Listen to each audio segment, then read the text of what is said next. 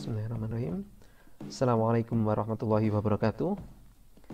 Oke teman-teman, berjumpa lagi dengan saya. Pada video saya kali ini kita akan belajar mengenai klasifikasi kendali dalam bidang industri di bagian yang kedua. Pada bagian ini kita akan belajar lebih khusus kepada kendali metode PID. Nah teman-teman, sebelum kita masuk ke materi, perlu saya sampaikan bahwa video ini merupakan salah satu video dari rangkaian video materi pembelajaran pengantar sistem kendali. Jadi apabila teman-teman belum menyaksikan video-video kami sebelumnya, khususnya pada video seri pengantar sistem kendali ini, maka kami harap teman-teman bisa melihat terlebih dahulu, karena materi yang kita sampaikan, materi yang akan kita pelajari sangat berkaitan dengan materi-materi yang telah kita sampaikan sebelumnya.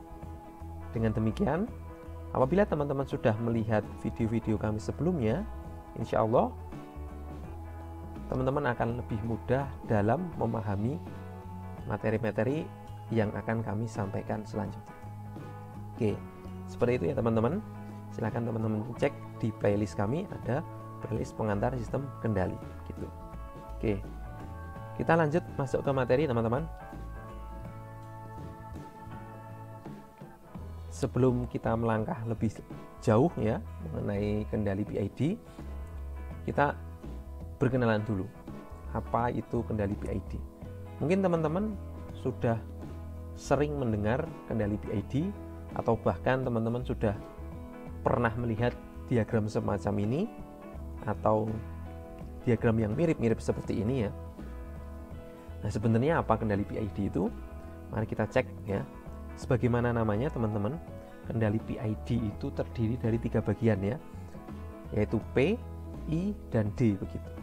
P itu merupakan singkatan dari proporsional, I merupakan singkatan dari integral, dan D merupakan singkatan dari derivatif. Nah, 3 bagian ini merupakan bagian yang menyusun daripada kendali metode PID. Nah, teman-teman bisa melihat dalam gambar yang sudah saya sajikan di sini, penyusunan antara kendali proporsional atau P-nya, bagian P-nya, bagian I atau bagian integralnya, dan bagian derivatifnya itu disusun secara paralel ya, disusun secara paralel. Maka sistem yang tersusun seperti ini disebut sebagai PID paralel. Nah, apakah ada PID selain PID paralel? Jawabannya ada ya. Selain PID paralel, sebenarnya ada yang disebut sebagai PID series gitu ya. Nah, mirip dengan PID paralel ya, PID series ini seperti namanya, bagian P, I, dan D disusun secara seri, bukan paralel begitu ya, disusun secara seri. Maka kalau boleh saya gambarkan, gambarannya seperti ini. P, kemudian baru dia masuk ke I, selanjutnya baru dia masuk ke D. Nah, perbedaannya apa? Ya, perbedaannya adalah perhitungannya sebenarnya. Kalau di paralel, kendali PID paralel, perhitungannya P bisa bisa menghitung sendiri bersamaan dengan I yang sedang dihitung dan bersamaan dengan blok D yang juga sedang dihitung. Maka dia disebut sebagai paralel begitu ya. Perhitungannya berjalan beriringan. Perhitungannya berjalan dalam kurun waktu yang hampir sama begitu. Jadi mereka jalannya bareng gitu.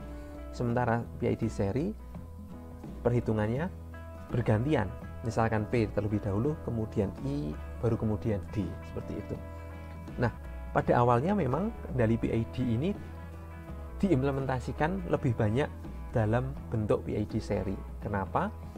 Karena dalam industri waktu dulu ya, komputasi mungkin masih sangat terbatas, sehingga mereka hanya bisa melakukan satu komputasi, satu perhitungan dalam satu waktu. Sehingga perhitungannya pun disusun secara seri. Pertama P terlebih dahulu, kemudian I terlebih dahulu, kemudian D selanjutnya, seperti itu. Jadi perhitungannya satu per satu. Nah, berbeda dengan saat ini ya, ketika komputasi mulai lebih murah, lebih mudah, maka perhitungan blok proporsional, integral maupun derivatif bisa dihitung secara bersamaan, sehingga mereka bisa disusun secara paralel begitu.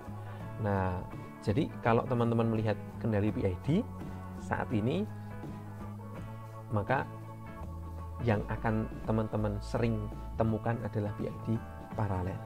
Begitu pula pada video ini, pada bahasan materi ini, kita akan lebih banyak belajar tentang PID paralel. Jika saya menyebut PID, maka yang dimaksud di sini adalah PID paralel. Oke, seperti itu ya teman-teman. Nah, kalau gambarannya memang kendali PID ini hanya sebuah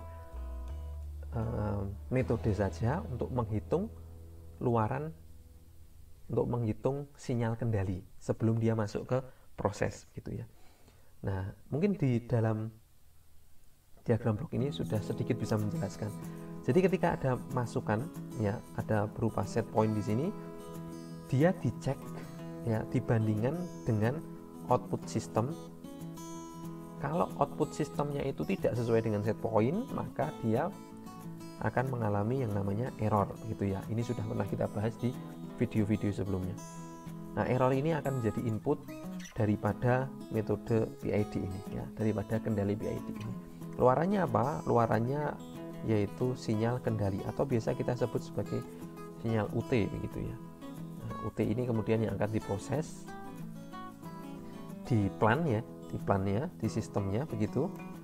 Kemudian sistemnya akan menghasilkan luaran yang kemudian kita cek kembali, kita bandingkan dengan set point, seperti itu terus menerus. Nah, karena kendali PID ini terdiri dari 3 blok ya teman-teman, maka kita uniknya adalah kendali PID ini tidak selamanya ketiga blok tersebut harus kita gunakan. Artinya tidak harus kita gunakan dalam model P, I maupun D. Bisa saja kita hanya menggunakan P saja, bisa saja kita hanya menggunakan I saja, bisa saja kita hanya menggunakan bisa saja kita gunakan P saja, bisa saja kita gunakan P plus I saja, bisa saja kita gunakan P plus D saja, ataupun kita gunakan ketiganya, P, I, dan D. Tetapi proporsional itu selalu digunakan. Mengapa seperti itu? Nanti kita akan pelajari lebih lanjut.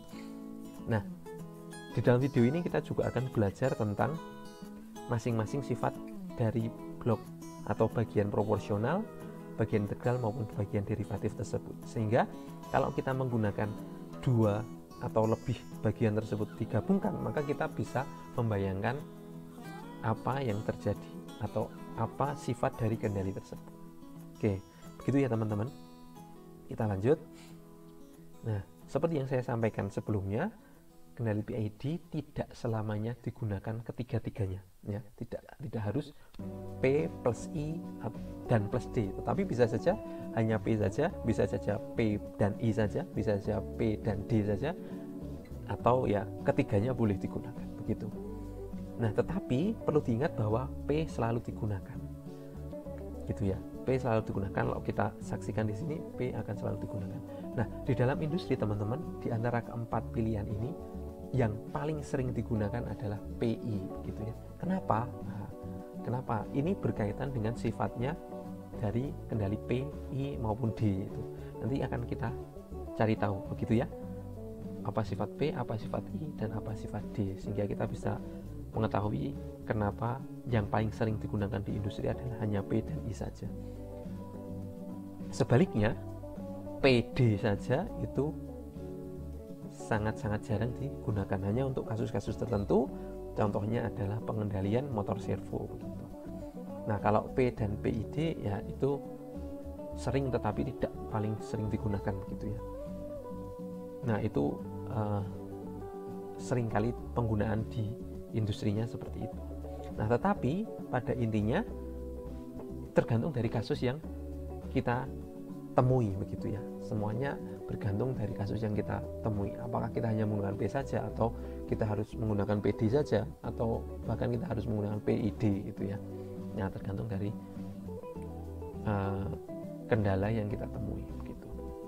Nah, sekarang untuk kita mengetahui lebih lanjut, kita sudah tahu apa itu PID. Sekarang kita belajar mengenai sifat dari masing-masing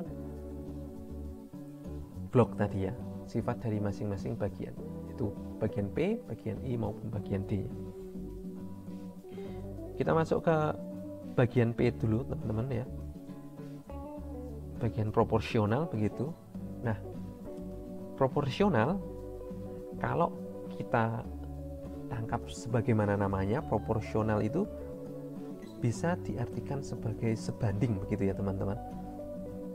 Sebanding ya. Artinya apa? Artinya luaran dari kendali proporsional ini adalah sebanding dengan inputnya, tetapi tidak hanya semata-mata sebanding ya. Sebanding dengan input tetapi tidak semata-mata sebanding, artinya luarannya akan bernilai masukan dikalikan dengan gain tertentu seperti itu. Nah, atau kalau kita lihat dalam persamaan matematis teman-teman, hubungan antara luaran kendali ya, kendali proporsional tadi dengan sinyal kesalahannya atau masukannya ya, masukannya itu berupa sinyal kesalahan atau ET, yaitu bisa dituliskan UT sama dengan KP dikalikan ET. Nah, di sini sebagaimana yang kita sampaikan tadi, di sini muncul gain. Gainnya kita tulis sebagai KP atau konstanta proporsional atau gain proporsional. Ya, maka kita bisa melihat bahwa UT ya, UT akan sebanding dengan ET dikalikan dengan gainnya seperti itu. Nah, untuk lebih mudah dalam analisis ya, kita bisa mengubah persamaan ini ke dalam bentuk domain S-nya menggunakan transformasi Laplace menjadi, kalau boleh saya tulis di sini ya, US sama dengan KP, karena dia adalah sebuah konstanta maka tetap ditulis KP ES begitu ya. Atau kalau E-nya kita pindah agar menjadi bentuk input per output begitu ya, output per input, maka kita bisa mengubah persamaan ini menjadi persamaan baru, yaitu US per ES sama dengan KP. Ini adalah bentuk Laplace daripada kendali proporsional. Nah, apapun mekanisme yang digunakan dan apapun bentuk sumber dayanya ya, yang perlu diperhatikan bahwa sebenarnya kendali proporsional itu hanyalah sebuah pengalih, hanya sebuah amplifier atau sebuah penguatan begitu, dengan nilai gain tertentu. Nilai gainnya itu adalah nilai KP itu begitu. Oke, kita coba jabarkan dengan coret-coretan begitu ya. Nah, proporsional sebanding artinya adalah kalau kita punya sebuah blok begitu ya, kita tulis ini adalah blok proporsional, inputannya tadi berupa error, sinyal error, kemudian outputnya berupa sinyal kendali gitu ya, maka nilai sinyal kendali ini adalah sebanding dengan nilai ET dikalikan gain tertentu. Gainnya itu adalah KP. Nah, jika KP ini nilainya 5 misalkan, maka UT yang dihasilkan adalah 5 kali ET nya. Kalau pengalinya adalah 10, maka nilai UT-nya akan bernilai 10 kali daripada ET-nya. Begitu. Itulah kenapa kendali ini disebut sebagai kendali proporsional. Artinya dia sebanding. Sinyal luarannya akan sebanding dengan inputannya dikalikan gain tertentu. Artinya dia hanya sebuah penguatan saja ya, sebuah amplifier saja, dikuatkan saja. Nah, perlu diingat-ingat bahwa penguatan itu bisa berupa seper ya. Kalau Anda nilainya itu misalkan penguatannya 0,5, maka outputnya juga UT akan bernilai 0,5 dari ET. Jadi penguatan tidak selamanya menjadi lebih besar, tapi bisa juga lebih kecil ya, dikuatkan dengan nilai kurang dari 1. Jadi nilainya adalah lebih kecil gitu. Oke. Nah, efeknya apa teman-teman? Kalau kita punya sebuah grafik ya, kita gambarkan sebuah grafik di sini. Sumbu Y adalah amplitudo, sumbu X adalah waktu, begitu ya. Misalkan kita punya target amplitudonya harus bernilai 1, atau biar gampang kita tulis 10. Nah, dengan adanya nilai KP ini, proporsional ini, maka jika kita punya sinyal yang awalnya bernilai 0 di sini, maka errornya adalah 10.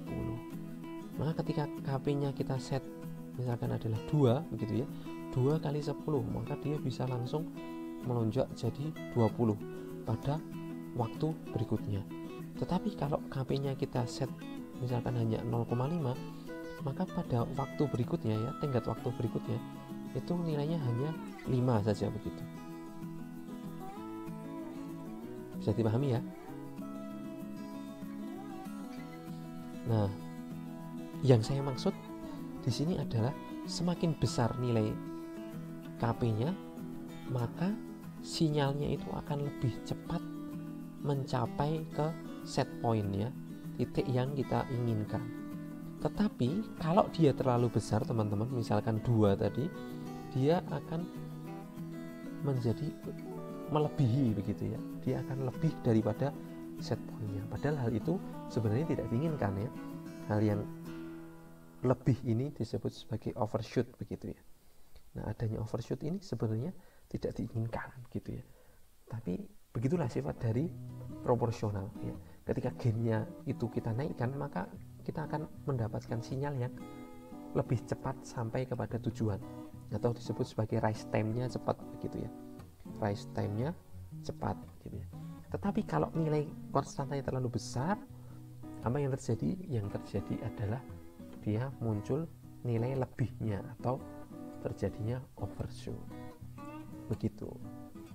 Oke, itu ya, itu adalah sifat dari proporsional.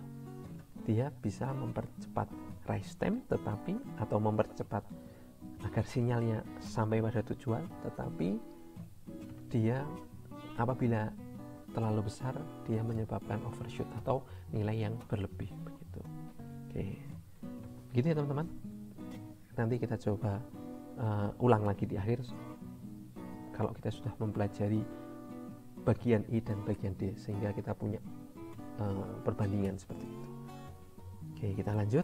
Kita masuk ke bagian yang kedua, yaitu bagian pengendali integral ya. Nilai luaran kendalinya ya, atau UT-nya itu akan bernilai ya, akan bernilai sebesar jumlah sinyal kesalahan ET pada waktu tertentu, atau kalau gampangannya ya, nilai kendalinya, nilai luaran kendalinya akan sebanding dengan nilai integral daripada ET-nya, gitu ya. Nilai integral daripada sinyal inputnya.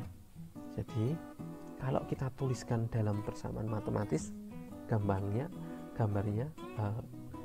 tertulisnya seperti ini ya, seperti persamaan yang saya kotaki ini.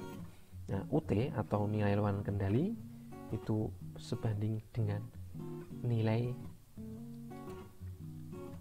integral daripada input sinyalnya, yaitu ET gitu. Tetapi di sini tidak hanya seperti itu saja, tidak hanya integral saja, tetapi kita tambahkan sebuah gain, sebuah konstanta pengali yang kita sebut sebagai KI atau konstanta integral. Nah, konstanta ini, KI ini, sebagaimana nilai KP, kita bisa set nilainya sesuai dengan keinginan kita, begitu.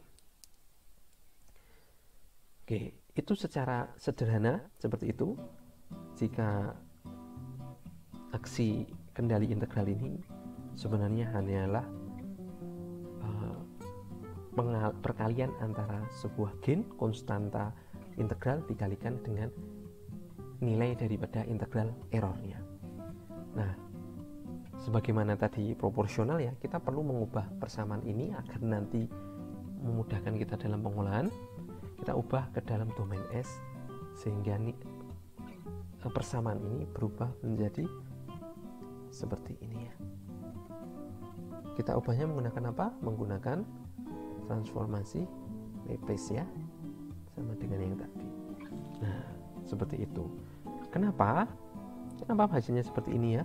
Kalau kita jabarkan UT, kalau kita Laplacekan menjadi US, KI karena dia adalah konstanta maka tetap nilainya KI. Integral, teman-teman, integral itu kalau kita Laplacekan menjadi 1/s ya. Kemudian ET berubah menjadi ES. Nah, kalau kita susun ulang maka kita bisa mendapatkan persamaan US per ES sama dengan KI per S. Begitu. Oke, itu ya. Kita coba tengok lebih dalam tentang sifat integral ini ya. Oke, integral teman-teman, kalau kita belajar tentang matematis ya, tentang matematika, integral itu bisa kita gambarkan sebagai penjumlahan begitu ya. Dia dijumlahkan dalam rentang waktu tertentu. Kalau dalam domain diskritnya, integral itu dituliskan sebagai sigma begitu ya, penjumlahan dari nilai tertentu sampai dengan nilai tertentu. Nah, mungkin teman-teman yang sudah mengambil perkuliahan kalkulus, kalkulus itu sangat bermanfaat ya, terutama di kendali, dan banyak manfaatnya termasuk juga untuk mempelajari sifat dari integral ini. Nah, mungkin kita mengingat ya tentang pelajaran kalkulus, kalau kita punya sebuah persamaan, misalkan ya, tadi itu kita tulis integral fx terhadap dx begitu ya, fx terhadap dx dari a sampai dengan b. Maka kalau kita gambarkan teman-teman di dalam sebuah grafik, ini adalah grafik fx ya, kurva fx. Kalau kita integralkan maka nilai dari integral itu adalah ini a dan b, maka nilai dari integral itu adalah nilai jumlahan daripada daerah yang saya arsir ini ya. Ini adalah jumlah dari atau nilai daripada integral fx dx dari a sampai dengan b begitu. Oke, itu adalah sifat dari integral. Maka mungkin kalau teman-teman bingung apa itu integral, secara gampangnya sebagai modal awal penggambaran gitu ya, biar mudah dibayangkan, integral itu seperti yang saya gambarkan ini ya. Dia ada efek penjumlahan di sana. Oke. Nah, efeknya apa teman-teman? Kalau di dalam kendali efeknya apa begitu ya? Kita coba gambarkan sebuah grafik lagi seperti yang telah kita gambarkan pada bagian proporsional begitu ya. Ada sumbu Y berupa amplitudo, sumbu X berupa waktu. Kita punya set point atau nilai yang ingin kita capai, nilainya 1. Kemudian kita nilai awalnya adalah 0. Nah, kalau kita set langsung integral begitu ya, kalau kita set langsung integralnya hanya bagian integral saja tanpa menggunakan proporsional, maka hasilnya adalah, karena penjumlahan errornya itu tetap 0 ya, dia tidak ada perhitungan karena kan perhitungannya integral ya, integral UT sama dengan integral ET dt begitu ya. Sementara sinyalnya itu 0, UT-nya di sini karena errornya 0 atau ya begitu, maka akan lebih baik jika kita gunakan bagian proporsional terlebih dahulu agar nilai sinyal kita bergerak dari 0 terlebih dahulu. Itulah kenapa pertanyaan yang pertama tadi yang kita sampaikan di awal, kenapa proporsional selalu digunakan begitu ya. Karena seperti ini tadi, sebaiknya memang proporsional digunakan dulu kemudian baru ditambahkan integral. Nah, kita berikan contohnya. Ya kan, kita berikan proporsional, kita tambahkan nilai KP-nya tertentu begitu sehingga dia bisa naik gitu ya. Atau kalau misalkan ini nilainya 2 tadi, maka ini 10 ya set poinnya tadi ya, maka nilainya di sini 20, terjadi overshoot.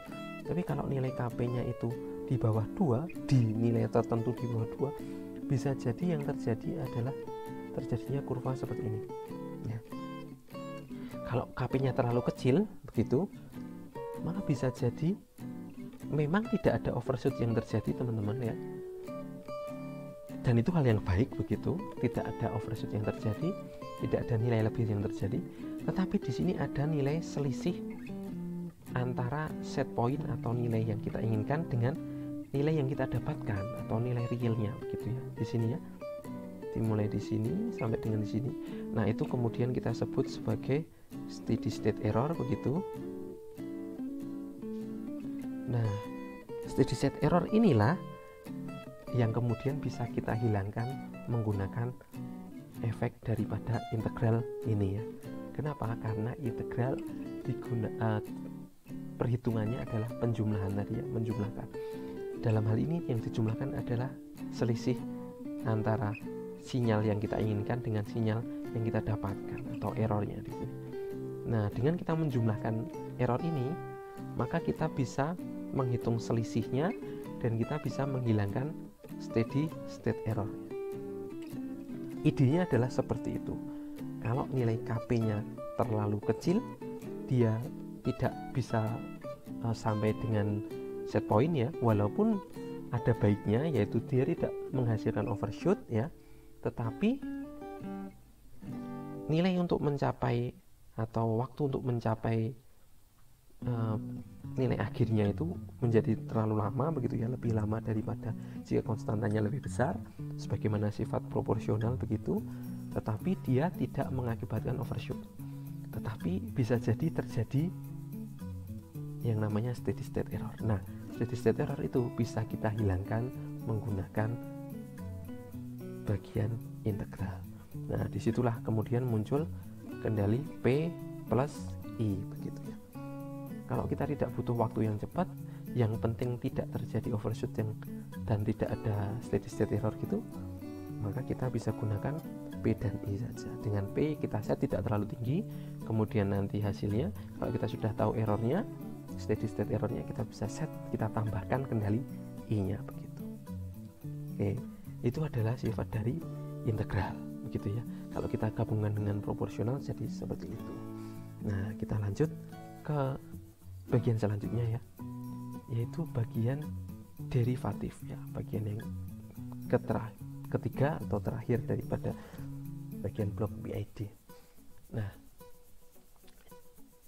dari pengendali derivatif ini teman-teman, nilai luaran kendalinya atau UT-nya akan sebanding dengan perubahan ET gitu ya, akan sebanding dengan perubahan ET. Tetapi sebagaimana pengendali proporsional dan pengendali integral, sebanding di sini tidak serta-merta hanya UT sama dengan ET ya, atau UT sama dengan perubahan ET, tetapi kita bisa tambahkan sebuah gain begitu ya. UT sebanding dengan sebuah gain, kita sebut sebagai KD begitu ya, dari perubahan ET. Perubahan itu bisa kita tuliskan DET terhadap DT. Ya, betul teman-teman. Derivatif itu adalah perubahan gitu ya. Nilai berubah sesuatu, nilai berubahnya suatu variabel terhadap variabel yang lain. Dalam hal ini, derivatif errornya adalah perubahan error terhadap waktu. Maka bisa kita tuliskan DET per DT. Di mana tadi kita gunakan sebuah gain yang kita sebut sebagai konstanta derivatif atau KD. Nah, KD ini bisa kita tulis atau bisa kita dapatkan dari ada hubungannya dengan konstanta proporsional, yaitu KD adalah KP dikalikan dengan TD, di mana TD itu adalah waktu derivatifnya. Begitu ya teman-teman. Kita bisa gunakan KD, kita bisa juga gunakan KP dikalikan TD. Nah, kalau KD ada hubungannya dengan KP, KI juga sama ya. KI kalau kita tuliskan dalam hubungan KP adalah KP per TD. Itu ya. Jadi kalau KD sama dengan KP kalikan TD, kalau KI sama dengan KP dibagi dengan TD. Seperti itu. Nah, tapi kalau teman-teman mau menggunakan sebutan KD dan KI saja tidak masalah, begitu ya. Nah, kita lanjut ke derivatif tadi. Persamaan ini kemudian bisa kita ubah dalam bentuk Laplace menjadi persamaan yang kedua ini. Kenapa seperti itu? Kalau integral itu dilaplacekan menjadi 1/s, derivatif itu dilaplacekan menjadi s, maka di sini muncul adanya s, begitu ya. Det per dt itu sama dengan s-nya, begitu. Kalau kita jabarkan ya, biar lebih jelas, KP dikalikan TD det per dt, begitu ya. UT berubah menjadi US, KP tetap, TD tetap karena mereka berdua hanya berupa konstanta. ET berubah menjadi ES ya. Dan derivatifnya adalah S. Maka kita pindahkan nilai E S-nya menjadi US per ES sama dengan KP dikalikan TD dikalikan dengan S. Nah, kita dapatkan persamaan ini. Itu adalah Laplace daripada persamaan pengendali derivatif kita. Oke, untuk kita kenal lebih jauh, kita coba jabarkan lagi.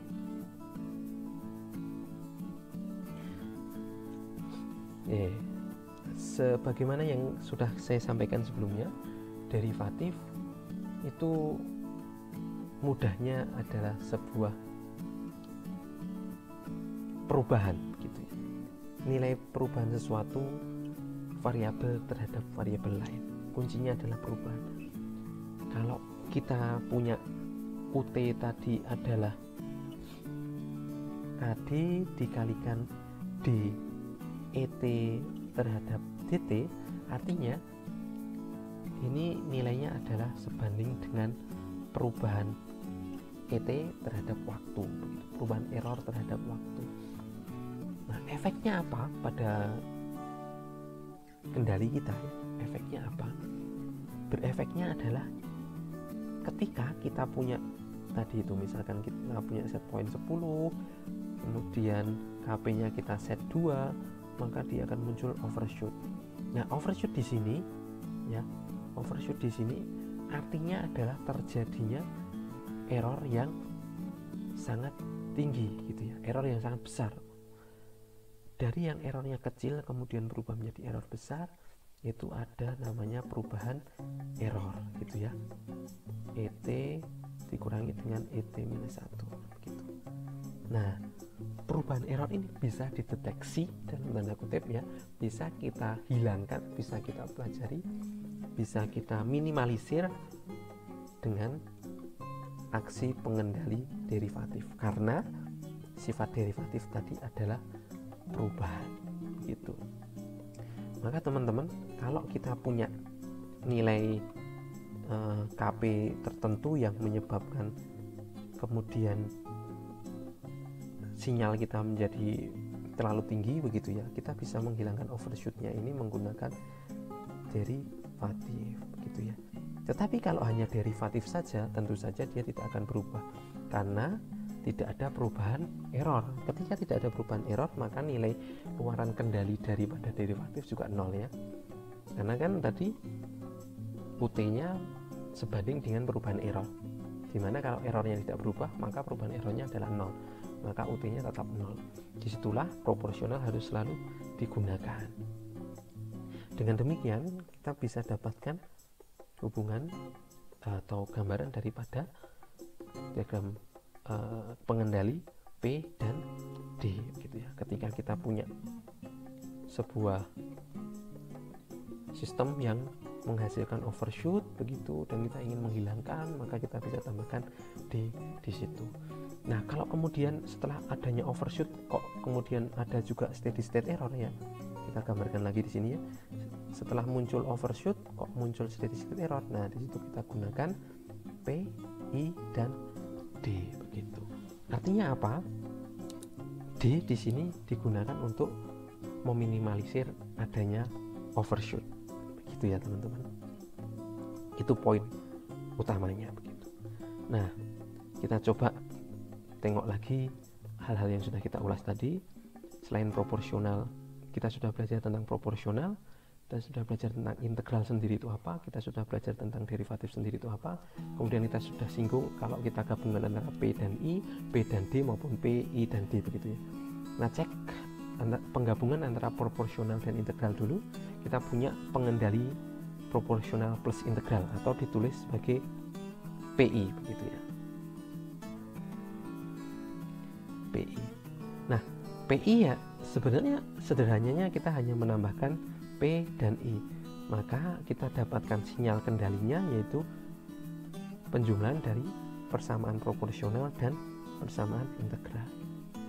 Tadi sudah kita bahas proporsional itu sifatnya mempercepat rise time, tapi mungkin dia memunculkan overshoot. Kalau kita kurangi gainnya, maka dia akan tidak memunculkan overshoot tetapi memunculkan yang namanya steady state error. Kemudian steady state errornya bisa kita hilangkan menggunakan integral. Efeknya seperti itu. Oke, lanjut. Kalau pengendali proporsional plus derivatif atau kita sebut dengan PD begitu ya, sama halnya dengan PI, PD juga hanya menggabungkan antara proporsional dan derivatif, sifat proporsional dan sifat derivatif tadi sudah kita bahas ya, sehingga kita dapatkan persamaan untuk sinyal kendalinya atau UT-nya adalah KP kali ET, yaitu persamaan daripada proporsional ditambah dengan KP kali TD atau di sini kita sebut sebagai KD dikalikan dengan DET per DT ya. Ini adalah persamaan dari bagian derivatifnya. Kita hanya perlu menjumlahkan begitu saja. Dengan begitu kita dapatkan juga sifat dari proporsional dan derivatif. Proporsional bisa mempercepat rise time, tetapi mungkin muncul yang namanya overshoot begitu. Tadi sudah kita contohkan. Nah, overshootnya bisa kita redam, bisa kita minimalisir menggunakan sifat daripada derivatif gitu ya. Nah, kemudian bagaimana kalau tadi itu ya, kalau kita gambarkan bagaimana kalau ternyata sistemnya itu selain muncul overshoot, dia juga muncul steady state error, maka kita perlu gunakan ketiga-tiganya, yaitu proporsional agar resistenya cepat, kemudian integral agar steady state errornya hilang, dan derivatif agar overshootnya hilang. Nah, ketiga kombinasi ini disebut sebagai kendali PID begitu. PID atau PID ya. Persamaan matematisnya juga hanya penjumlahan daripada persamaan matematis ketiga persamaan kendali tadi ya, yaitu persamaan KP persamaan proporsional ditambahkan dengan persamaan daripada integral ditambah dengan persamaan daripada derivatif. Mungkin kalau teman-teman melihat persamaan di sini ada KP per TI ya, tadi sudah kita singgung KP per TI itu sama dengan KI begitu, dan KP dikalikan TD itu kita sebut sebagai KD. Nah, hanya berbeda penulisannya saja. Dengan TI itu adalah waktu integralnya dan TD adalah waktu derivatifnya gitu. Oke, seperti itu ya teman-teman. Kalau kita gabungan ketiganya maka kita punya sifat dari ketiga-tiganya. Awalnya kita set proporsionalnya dulu, tentu saja seperti itu ya, kita set. Kalau dia muncul yang namanya overshoot, kita set derivatifnya. Kalau dia muncul yang namanya error steady state, kita set nilai daripada gain integralnya begitu. Ya hanya seperti itu. Kalau misalkan hanya baru di set proporsionalnya saja, KP-nya saja, kemudian di set KD-nya, begitu setelah KP dan KD kok nilainya sudah bagus, ya sudah, dengan demikian bagian integralnya nggak perlu kita gunakan, atau kita set nilai gain-nya sama dengan 0 begitu ya, agar luaran kendali integralnya tetap 0. Dan sebaliknya, kalau kita hanya menggunakan PI saja, ya kita bisa set gain daripada derivatifnya bernilai 0, sehingga luaran derivatifnya juga bernilai 0, seperti itu. Oke. Nah, kalau kita rangkum teman-teman ya, kita jadikan satu tabel, kita bisa dapatkan tabel seperti ini. Ini adalah parameter-parameter yang biasanya kita lihat ketika kita memperhatikan baik buruknya sistem gitu ya, baik buruknya sinyal kendali gitu ya. Itu kita dengan melihat yang pertama race time, yang kedua overshoot, yang ketiga steady state error, ditambahkan kadang ada yang disebut sebagai settling time, yaitu waktu ketika dia mencapai nilai atau keadaan steady-nya tadi itu. Oke. Nah, ini tentang race time, overshoot, settling time, steady state error. Insya Allah akan ada materi khusus tentang itu. Nanti kita lihat di video lain saja. Tapi yang perlu kita sampaikan adalah tadi itu ya, berkaitan dengan race time, tentu saja KP akan menyebabkan race time-nya lebih cepat atau nilainya turun gitu ya. Turun itu artinya lebih cepat ya.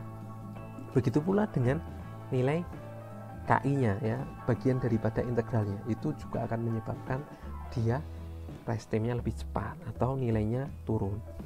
Tapi KD, karena dia hanya perubahan error, maka nilai perubahan terhadap race time-nya hanya sedikit saja begitu.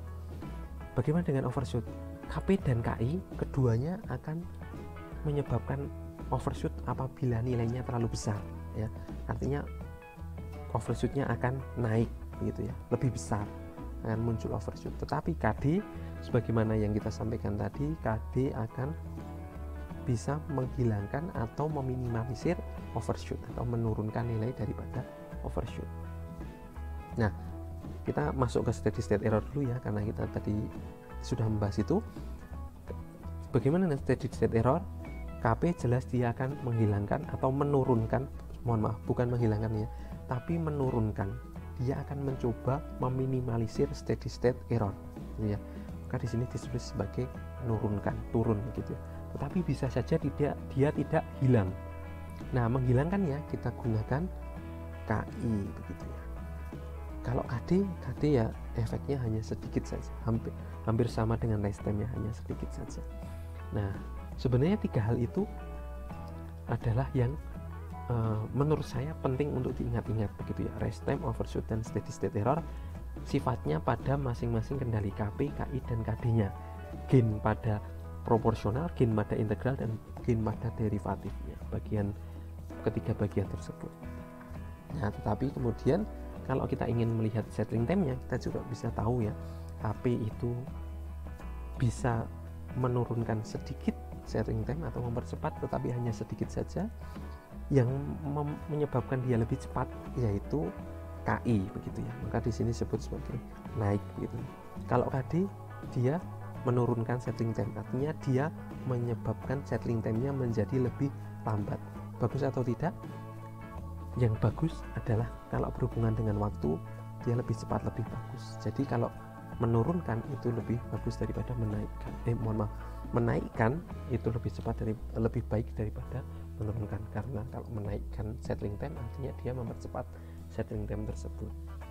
Oke, begitu ya teman-teman. Itu adalah sifat-sifat daripada kendali proporsional, integral, dan derivatif. Sehingga kalau kita gabungkan dan kemudian kita rangkum, hasilnya seperti tabel ini begitu.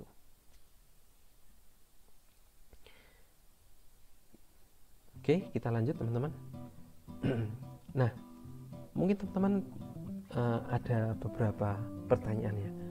Tadi kita sudah singgung KP di set, KI di set, KD di set. Lalu bagaimana cara men-settingnya itu ya, menentukan nilai KP, KI, dan KD itu. Nah, cara kita menentukan nilai konstanta KP, KI, dan KD itu biasa kita sebut sebagai penalaan gitu ya, atau bahasa Inggrisnya tuning gitu ya. Proses penalaan ini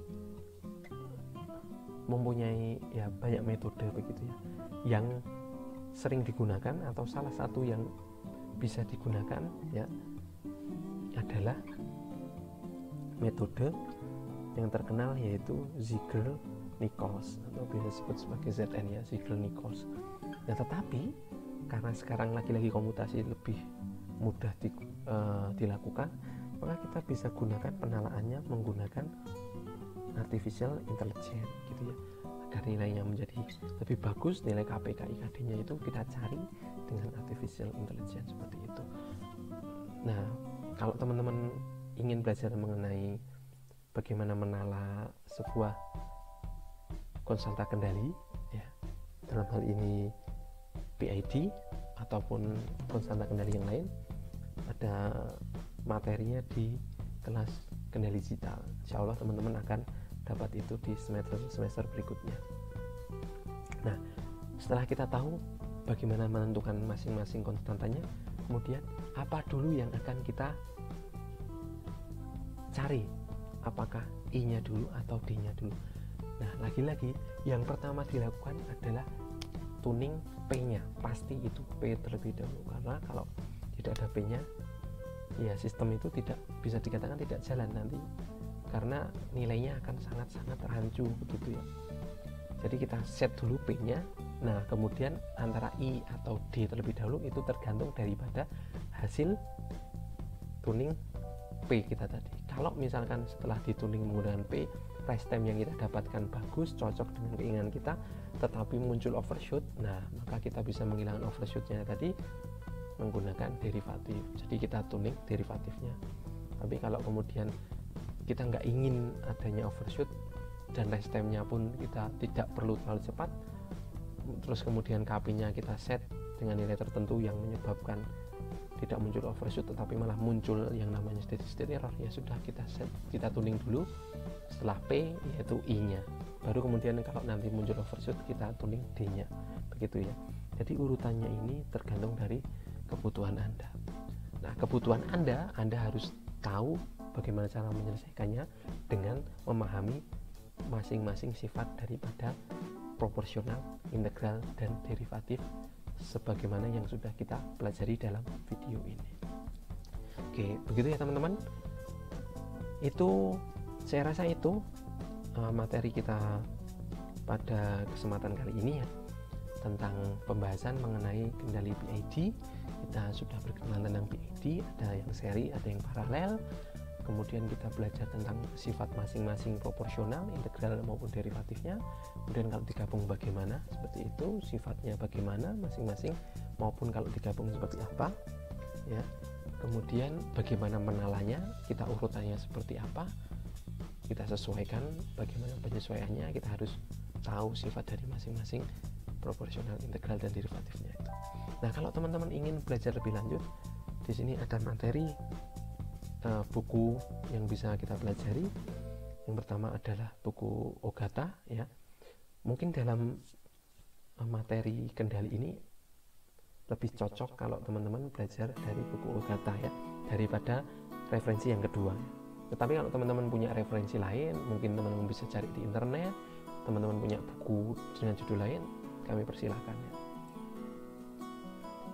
Nah, ini hanya salah satu referensi yang bisa dibaca, yaitu buku Modern Control Engineering karya Katsuhiko Ogata.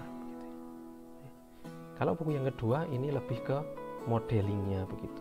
Nah, mungkin untuk buku yang berkaitan dengan PID kita gunakan referensi pertama ini atau referensi lain yang teman-teman miliki. Oke, seperti itu teman-teman yang dapat kita pelajari pada kesempatan hari ini. Semoga apa yang saya sampaikan, apa yang kita pelajari ini bermanfaat. Selain menambah keilmuan kita, juga menambah semangat kita untuk belajar lebih lanjut, khususnya belajar mengenai sistem kendali. Mohon maaf apabila penyampaian saya masih sangat terbatas. baik dari segi materi maupun pengucapan penyampaiannya. Semoga bermanfaat. Sampai bertemu lagi di video-video lainnya, di video-video selanjutnya. Assalamualaikum warahmatullahi wabarakatuh.